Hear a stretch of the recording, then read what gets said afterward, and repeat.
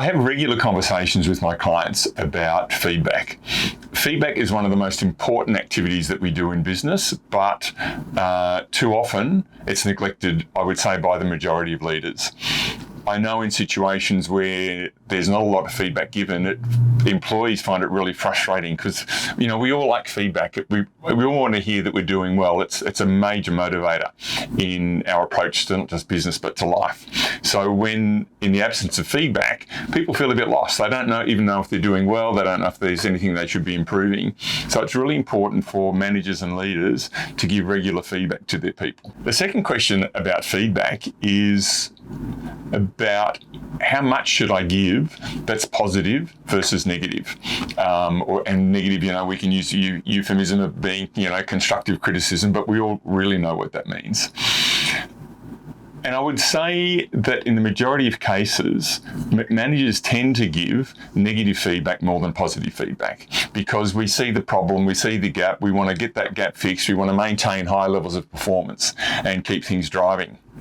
The problem with that is that when all or most of our feedback is negative, it actually becomes demotivating for people. They lack the encouragement they need to try harder and to move harder if all they're getting is negative feedback. And there's actually research that's been done that looks at what that ratio between positive and negative feedback should be.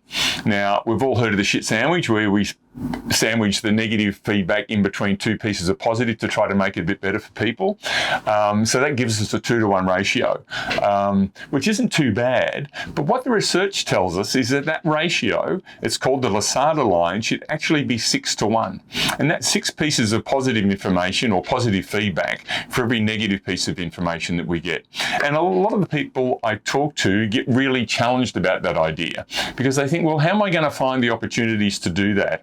When we do find those opportunities, it becomes a really powerful tool for our business, where when we're acknowledging good performance or good behaviour by our teams, it actually elevates their performance over time, and it continues to encourage them to perform well and to feel good about the business and their role within the business.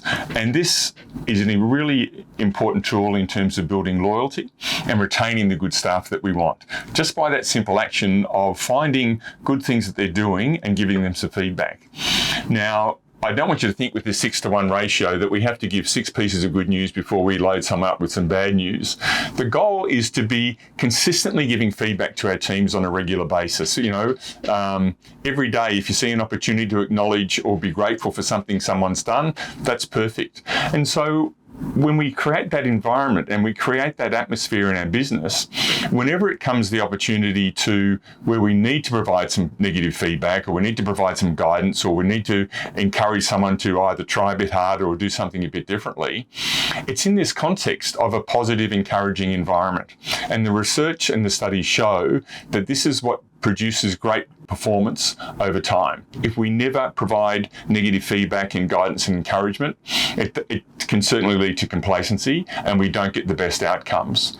But when there's only a 1-to-1 ratio, or I would say in a lot of businesses it's probably a 1-to-4 or 5 ratio the wrong way because we're so focused on trying to fix the problems that are there, over time it definitely has a detrimental and a negative impact on performance.